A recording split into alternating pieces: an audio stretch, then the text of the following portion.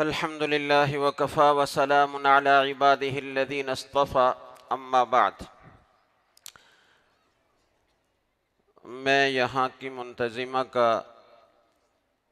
علماء کرام جو دور دراز سے تشریف لائے ہوئے ہیں، علاقے کے اور گرد و نواح کے عمائدین اور تمام سامعین کا شکریہ ادا کرتا ہوں کہ اس مسجد کے مبارک افتتاح میں ان سب نے مل کر ہمیں شرکت کا موقع عطا فرمایا، اور اتنی دیر سے یہاں بیٹھے ہوئے بڑے شوق سے، بڑی یکسوئی اور دل جمعی سے دین کی باتیں سن رہے ہیں۔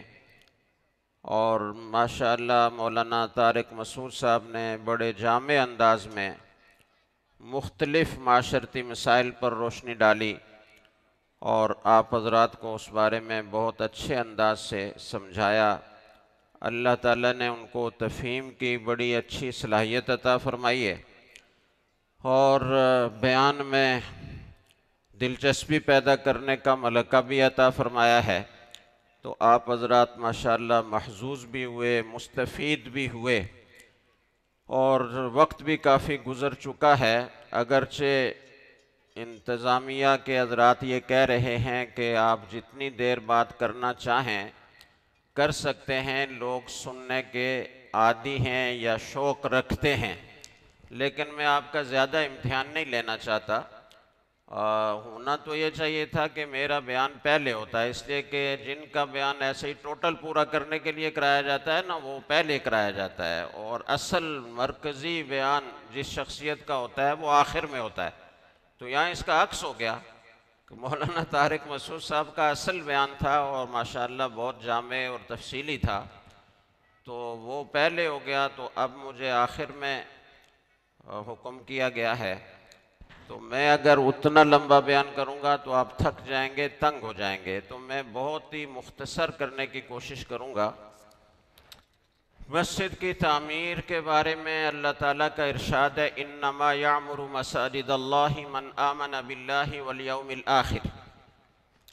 اللہ کی مساجد کو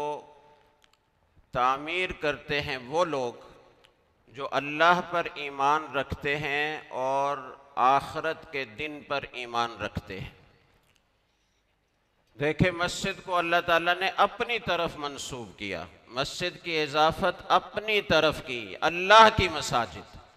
یہ نسبت بہت بڑی چیز ہے۔ ایک کپڑا گھر میں فالتو پڑا ہوتا ہے، کبھی ایک صوفے پر پڑا ہوا ہے، کبھی چارپائی پر پڑا ہوا ہے، کسی کرسی کی پشت پر پڑا ہوا ہے، اس کی کوئی قدر و قیمت اور کوئی خاص وقت نہیں ہوتی، لیکن اسی کپڑے کو لے کر آپ قرآن مجید کا غلاف بنا لیں تو اب وہی کپڑا جو ادھر ادھر رل رہا تھا اب اتنا مقدس ہو جاتا ہے کہ آدمی اس کو چومتا ہے۔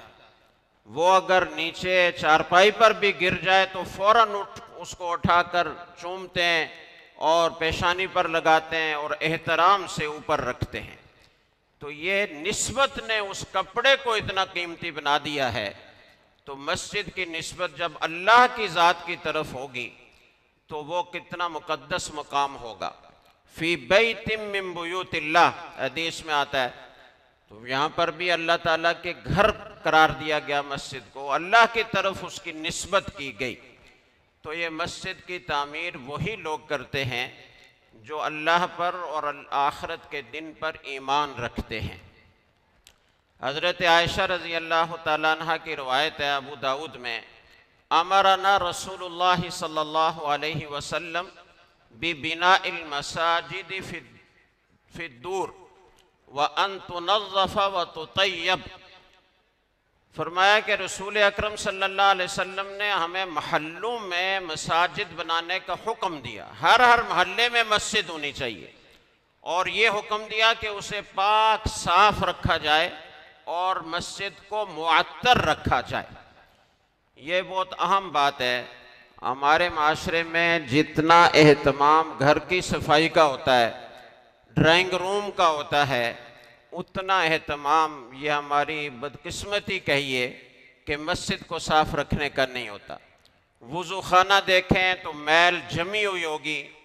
پھسلن اس میں پیدا ہو رہی ہوگی، قدم رکھتے ہوئے آدمی ڈر رہا ہوگا کہیں پھسل کر گر نہ جاؤں، اور اس کے واش روم اگر دیکھیں تو وہ اس سے بھی زیادہ بری حالت میں ہوتے ہیں۔ ایک تو یہ کہ مسجد کے ساتھ ایسا جوڑ کر وضو خانے اور بیت الخلاء بنائے جاتے ہیں کہ جس کی وجہ سے اس مسجد کا تقدس پامال ہوتا ہے۔ چونکہ ان کو صاف رکھنے کا اہتمام نہیں ہوتا تو وہاں سے بدبو کے بھبکے اٹھ رہے ہوتے ہیں اور مسجد تک آ رہے ہوتے ہیں، جس سے مسجد کی بے حرمتی اور بے ادبی ہوتی ہے اور تہذیب کے بھی خلاف معلوم ہوتا ہے۔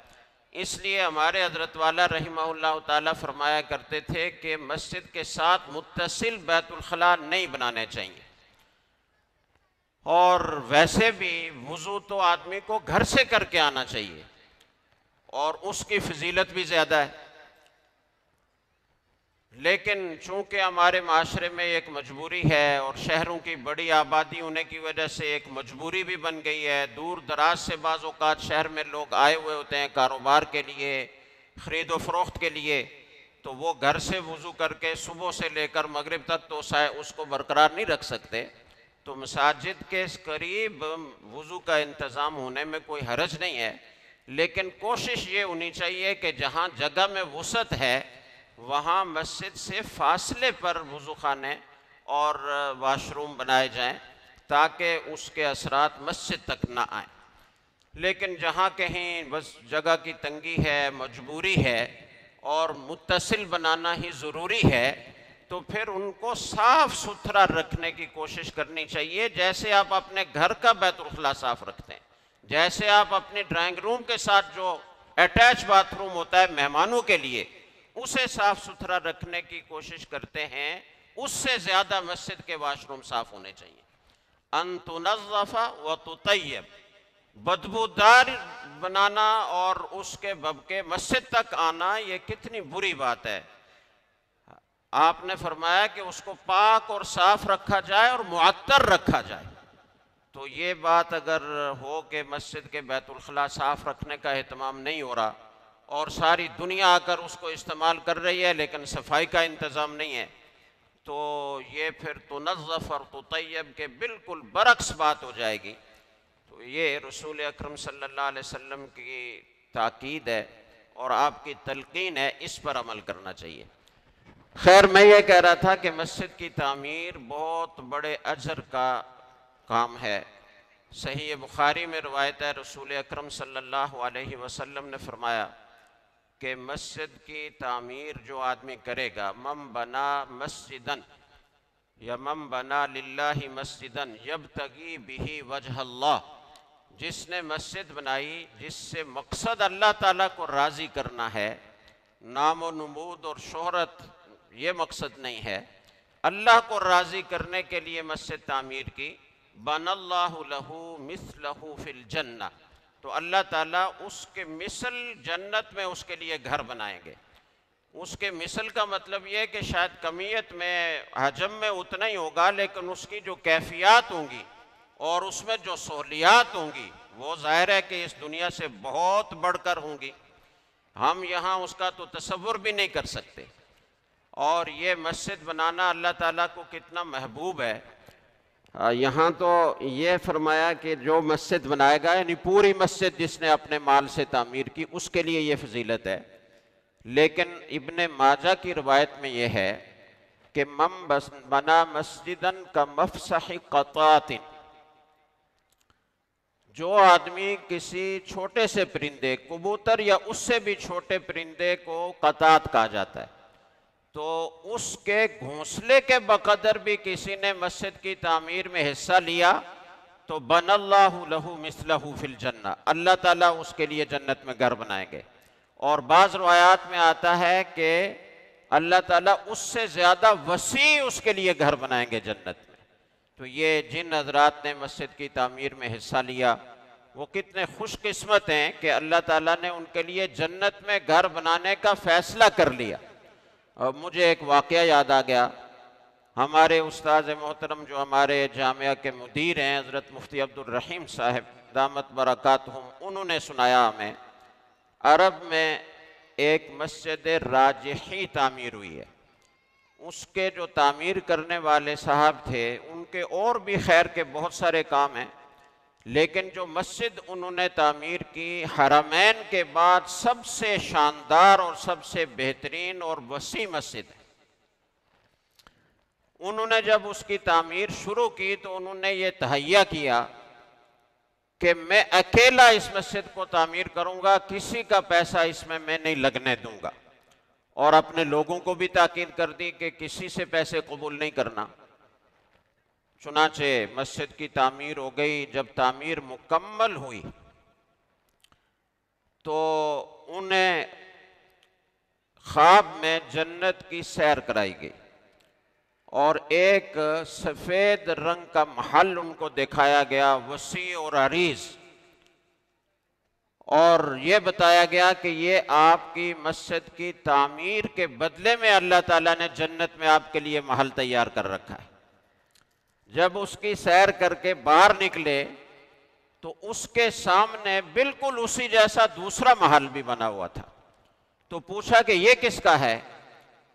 تو فرشتوں نے بتایا کہ یہ اس بڑھیا کا ہے جو آپ کے ساتھ مسجد کی تعمیر میں شریک ہے۔ خواب ختم ہو گیا، اور جب بیدار ہوئے تو بہت پریشان ہوئے کہ میں نے تو بہت کوشش کی تھی کہ کسی کا پیسہ نہیں لگنے دوں گا، تو یہ میرے لوگوں نے گڑبڑ کی، انہوں نے کسی کے پیسے لے کر اس مسجد میں لگائے۔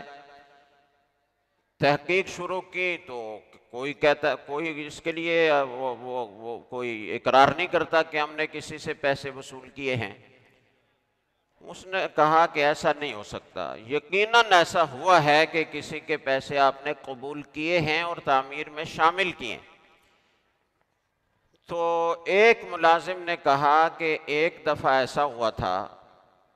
کہ میں پانی نکال رہا تھا اور شاید بجلی نہیں تھی، تو ڈول سے، رسی سے پانی کنویں سے نکال رہا تھا، تو وہ رسی ٹوٹ کر نیچے گر گئی، اور میں کنویں کے کنارے پر پریشان بیٹھا ہوا تھا کہ اب کیا کروں، کام رکا ہوا ہے۔ تو ایک بڑھیا وہاں سے گزری، تو اس نے مجھے دیکھا کہ یہ پریشان بیٹھا ہوا ہے، اس نے پوچھا تو میں نے اس کو بتایا۔ وہ بڑھیا چلی گئی، تھوڑی دیر کے بعد آئی اور ایک ڈول اور رسی لے کر آئی اور کہا کہ یہ لو، اس سے کام کرو۔ میں نے اس رسی اور ڈول سے پانی نکالا اور کام شروع ہو گیا۔ اس کے سوا کوئی اور یاد نہیں ہے، اور جتنے تعمیر میں انجینئر شریک تھے، معمار شریک تھے، مزدور شریک تھے، سب سے اس نے معلومات کر لی، اس کے سوا کوئی اور چیز معلوم نہیں ہو سکی۔ تو اس نے سوچا کہ یہ تو بڑھیا شریک ہو گئی ہے، تو اب میں خالص رکھنا چاہتا تھا اس کے لیے، تو چلو بڑھیا کو خوش کرتے ہیں اور اس سے یہ کہتے ہیں کہ تم نے جو کچھ شامل کیا تھا اس کا ثواب تم مجھے بخش دو اور اس کا عوض لے لو۔ چنانچہ اس بڑھیا کا پتہ چلایا گیا، بڑی مشکل سے اس تک پہنچے اور اسے کہا کہ آپ یہ 1000 درہم لے لیں، 1000 ریال لے لیں، اور پوچھا پہلے کہ آپ نے وہ ڈول اور رسی کتنے کی خریدی تھی جو اس کے لیے دی تھی آپ نے کام کے لیے؟ تو کہا بھی ریالین، 2 ریال، 2 ریال میرے خرچ ہوئے تھے۔ تو اس نے کہا کہ آپ 1000 ریال لے لیں، اس نے کہا نہیں، اس نے کہا 2000 لے لیں، 3000 لے لیں، 4000 لے لیں، 10,000 لے لیں، اور پتہ نہیں 10 لاکھ تک وہ پہنچا۔ بڑھیا نے کہا کہ بس بس، تم نے بہت قیمت لگا لی میرے 2 ریال کی، بات یہ ہے کہ جو خواب تم نے دیکھا ہے نا وہ میں نے بھی دیکھا ہے۔ تو یہ مسجد کی تعمیر ایسا عظیم الشان عمل ہے اور اللہ تعالیٰ کو اتنا پسند ہے۔ اور پھر یہ کہ مسجد کی صرف عمارت بہت خوبصورت بنا لینا یہ مطلوب نہیں ہے، اصل آبادی تو اعمال سے ہوگی۔ آپ اس میں نماز پڑھیں، اس میں اعمال اختیار کریں، تعلیم و تعلم کا سلسلہ ہو۔ مسجد تو دین کا ایک بہت بڑا مرکز ہے، اور رسول اکرم صلی اللہ علیہ وسلم نے جب مدینہ کی طرف ہجرت کی تو راستے میں قباء میں آپ کا مختصر قیام تھا، اس چند دن کے قیام میں بھی آپ نے سب سے پہلا کام یہ کیا کہ مسجد قباء کی بنیاد رکھی، اور وہاں سے جب آپ مدینہ منورہ پہنچے تو آپ نے اپنے گھر کی تعمیر سے پہلے مسجد نبوی کی بنیاد رکھی۔ یہ مسلمانوں کے لیے اتنی اہم چیز ہے، آپ نے اپنے عمل سے بتایا کہ اپنے گھر سے مقدم مسجد ہے۔ تو اس مسجد کی تعمیر میں حصہ لینا اور پھر اس کو آباد کرنا۔ مسجد نبوی میں تو سب کچھ ہوتا تھا، قرآن و سنت کی تعلیم بھی وہیں ہو رہی ہے، اعمار و اخلاق کی اصلاح بھی وہیں ہو رہی ہے، جہاد کے لیے لشکر بھی وہیں تیار کیے جا رہے ہیں، باہر سے آنے والے وفود سے ملاقات بھی وہیں ہو رہی ہے۔ پورا جو ریاست مدینہ کا پورا نظام تھا وہ مسجد نبوی سے چلایا جا رہا تھا۔ آج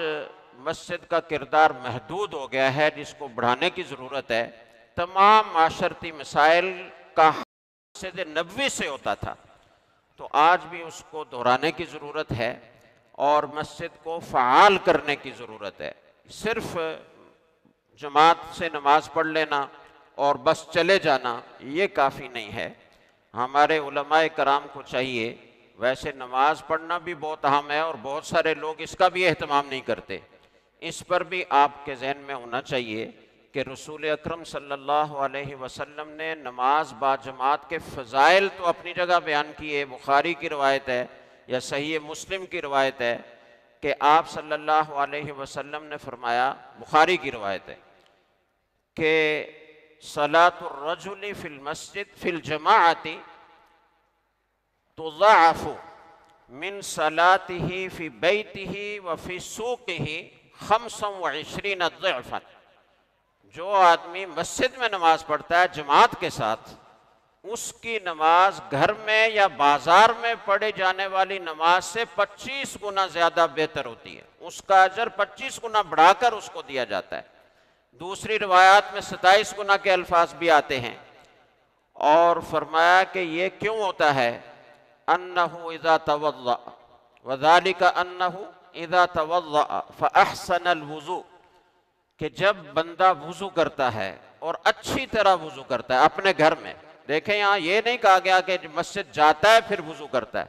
بلکہ وضو کرنے کا پہلے ذکر ہے کہ وضو کرتا ہے اور اچھے طریقے سے وضو کرتا ہے۔ ثم یخرج الی المسجد، پھر وہ مسجد کی طرف نکلتا ہے۔ لا یخرجہ الا الصلاۃ، نماز کے علاوہ کوئی اور مقصد اس کے نکلنے کا نہیں ہے، مسجد کی طرف جانے کا نہیں ہے۔ آؤٹنگ ہو جائے گی، گھر بیٹھے بیٹھے تھک گئے، تنگ ہو گئے،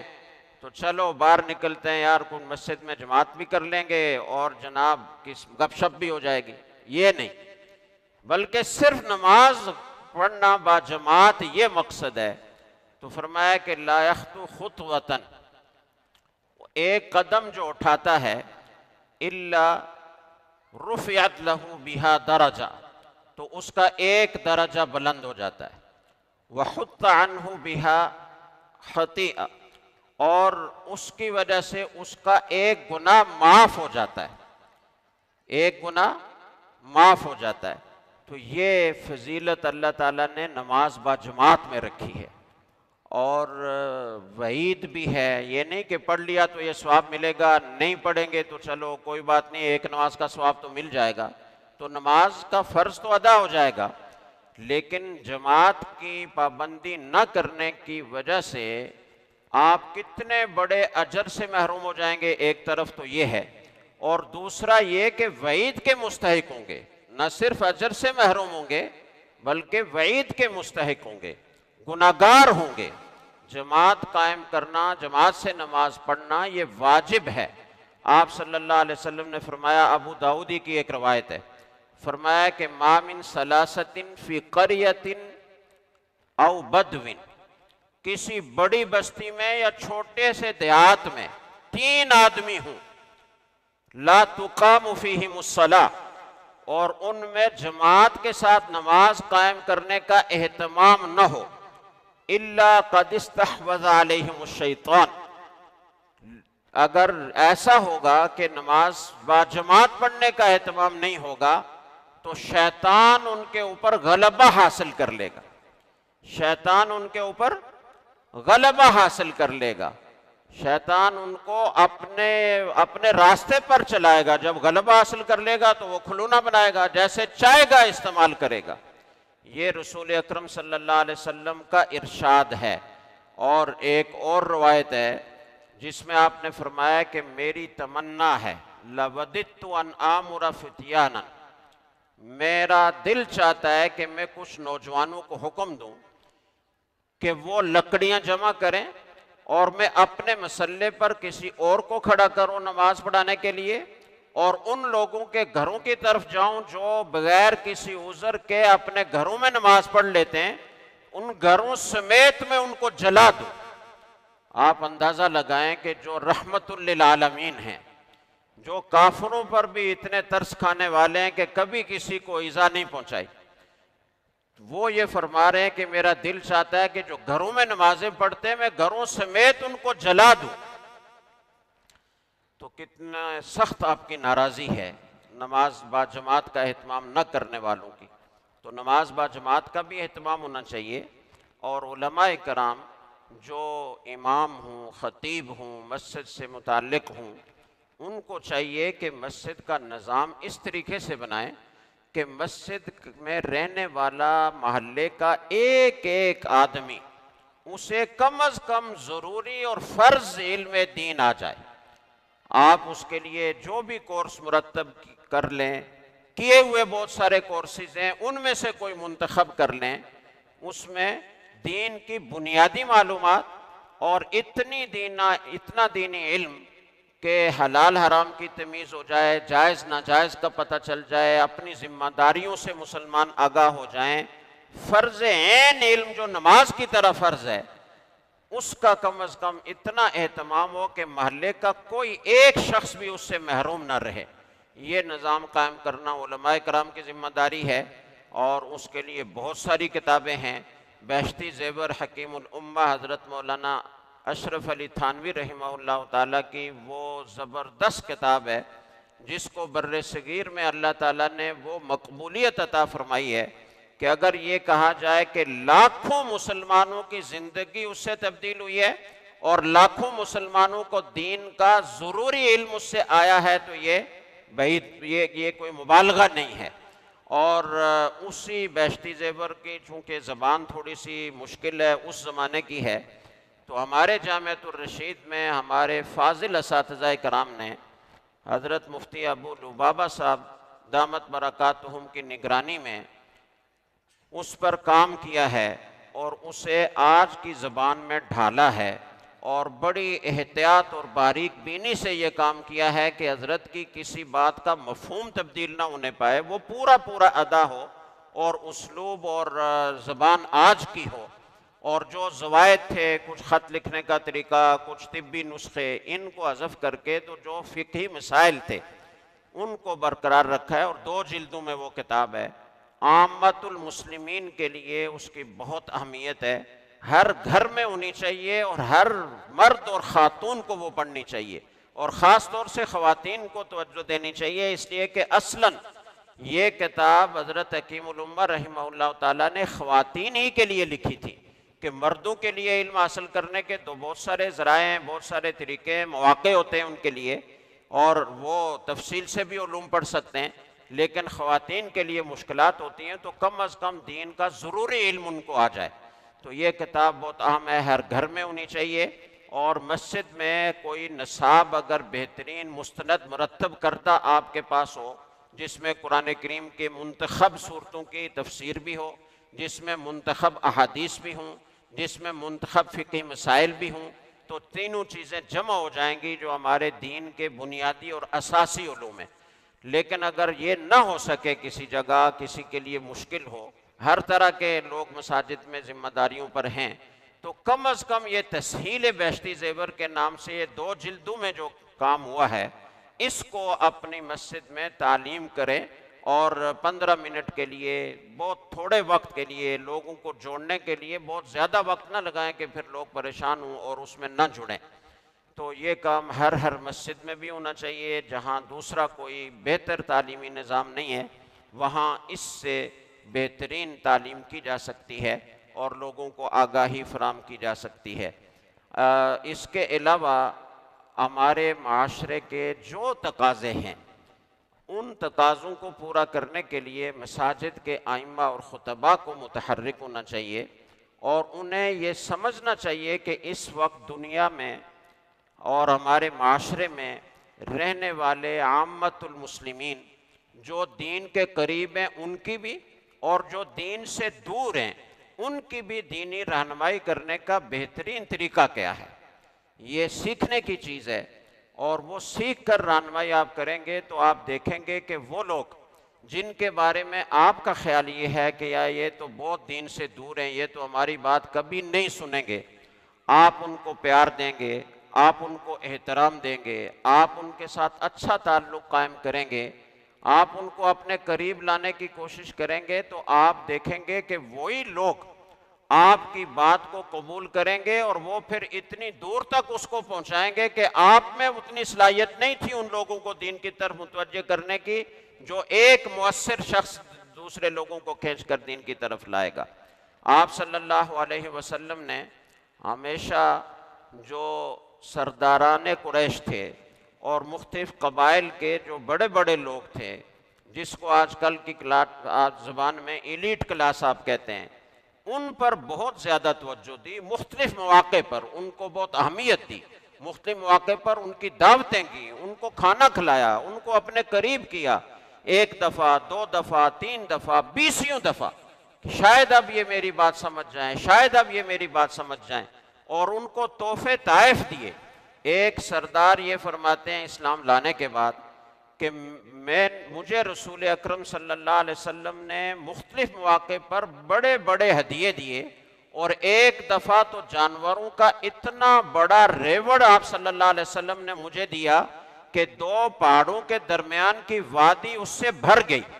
میں سمجھ گیا کہ اتنا سخی کوئی اللہ کا نبی ہی ہو سکتا ہے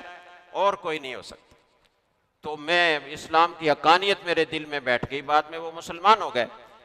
تو دیکھیں، لوگوں کو دین سے جوڑنے کے لیے آپ علماء کرام کو قربانی دینا پڑے گی، جو دیندار طبقہ ہے اس کو قربانی دینا پڑے گی، اس کو مجاہدہ کرنا پڑے گا، اس کو اپنا مال خرچ کرنا پڑے گا، اپنے اوقات خرچ کرنا پڑیں گے۔ آپ کے دل میں اگر درد ہو، رات کو پیٹ خراب ہو گیا اور آپ صلی اللہ علیہ وسلم کو کسی طریقے سے اندازہ ہو گیا، باندی کو تو بڑا غصہ آیا ہوا تھا، وہ دروازہ زور سے بند کر کے گئی کہ یہ اتنا دودھ پی گیا، آپ کو اندازہ ہو گیا کہ کوئی گڑبڑ ہے، تو آپ خود آئے، اور حدیث کے الفاظ یہ ہیں غسل بدنہ، آپ نے اس کا جسم دھلایا، خود اس کا جسم دھلایا، اس کے کپڑے تبدیل کیے، اپنے کپڑے اس کو پیش کیے، اس کا بستر تبدیل کیا۔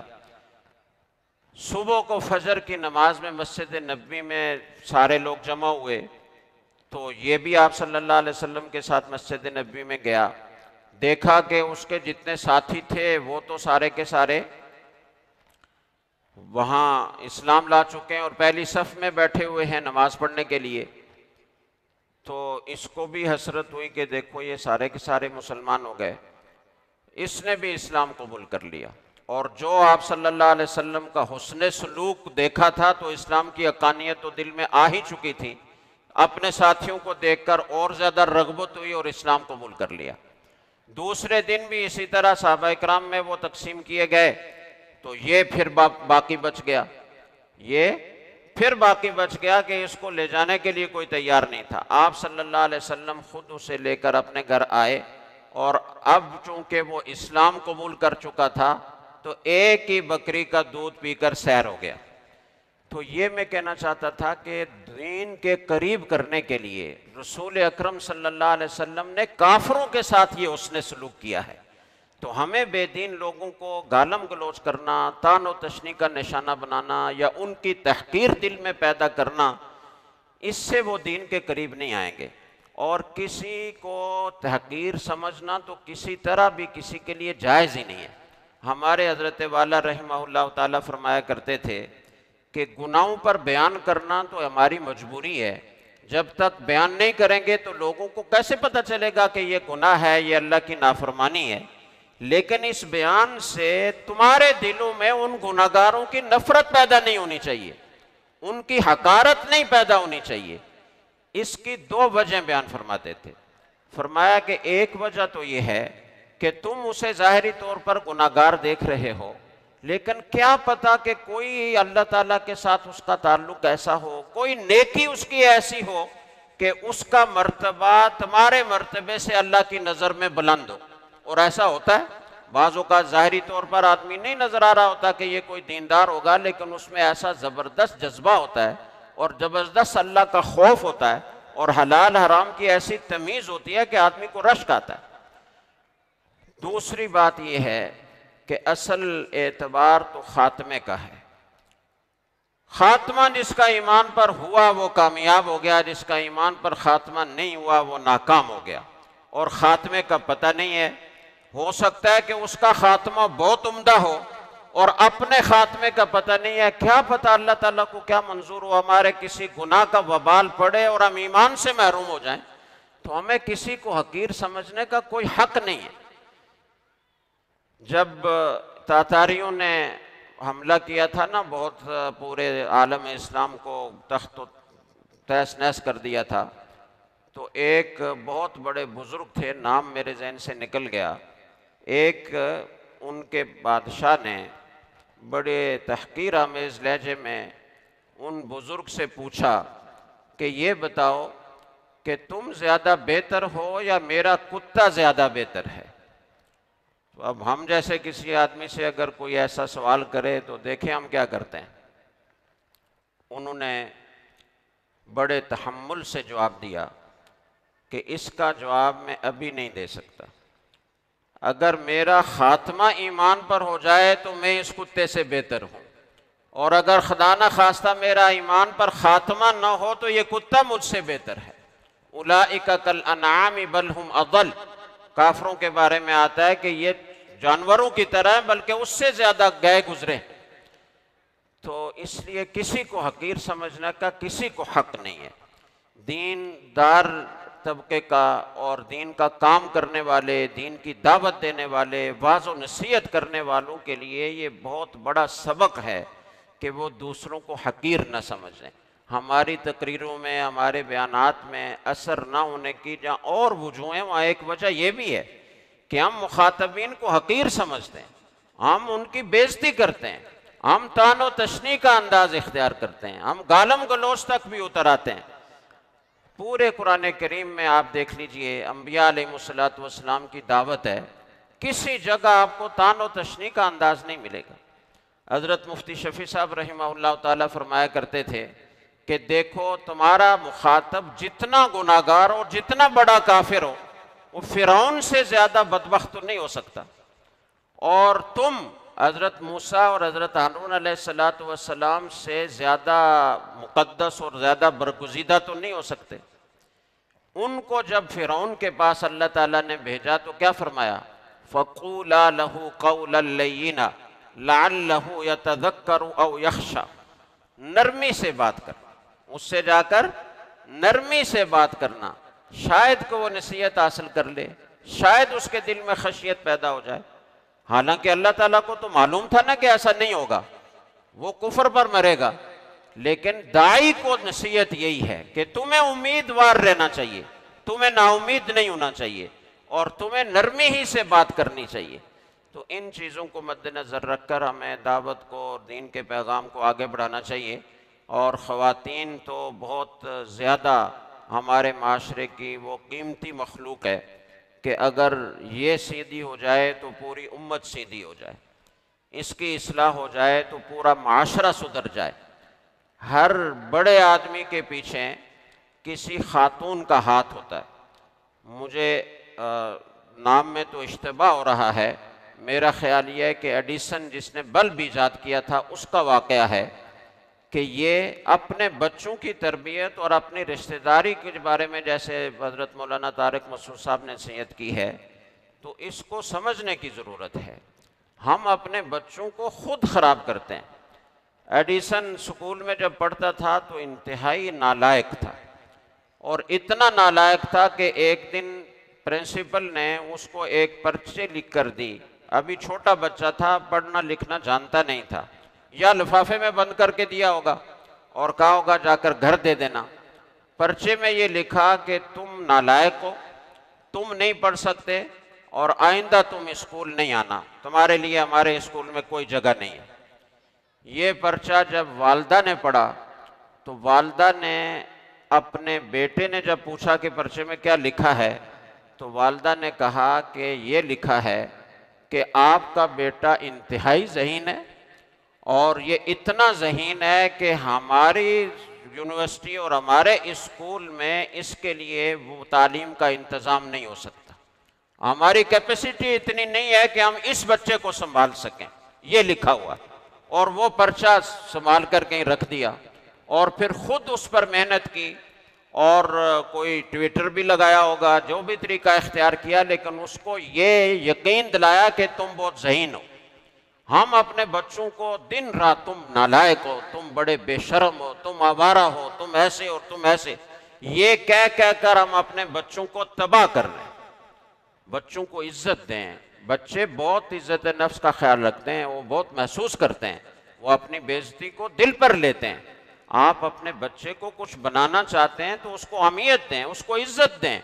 اور اس کو یہ باور کرائیں کہ تم سب کچھ کر سکتے ہو، تم بڑے آدمی بن سکتے ہو، تم بڑے سے بڑے عالم بن سکتے ہو، بڑے سے بڑے ڈاکٹر بن سکتے ہو۔ آپ اس کا حوصلہ بڑھائیں گے اور ساتھ اس کو وہ ماحول فراہم کریں گے تو جو کچھ آپ بنانا چاہیں گے بن جائے گا۔ لیکن آپ دن رات تنقید اور ڈانٹ ڈپٹ یہ اختیار کریں گے تو آپ کے بچے، یہ میں نہیں کہتا کہ ان کو بالکل سر پر چڑھا لیں، جہاں ڈانٹنے کی ضرورت واقعی ہو وہاں ڈانٹنے کی بھی ضرورت ہوتی ہے، ڈانٹنا بھی چاہیے، لیکن محبت شفقت کا پہلو غالب رہنا چاہیے۔ آپ صلی اللہ علیہ وسلم کا انداز تربیت، اس میں شفقت اور محبت کا غلبہ ہے۔ اللہ تعالیٰ ہمیں عمل کرنے کی توفیق عطا فرمائے، اور مسجد کی تعمیر میں جن حضرات نے حصہ لیا، اللہ ان کو اس کا بہترین بدلہ عطا فرمائے، اور اس مسجد کو اعمال اور اخلاق سے، تعلیم و تعلم سے آباد کرنے کا سب اہتمام کریں۔ سب کو اللہ تعالیٰ توفیق عطا فرمائے اور اس کا اجر عظیم عطا فرمائے۔ وآخر دعوانا ان الحمد للہ رب العالمین۔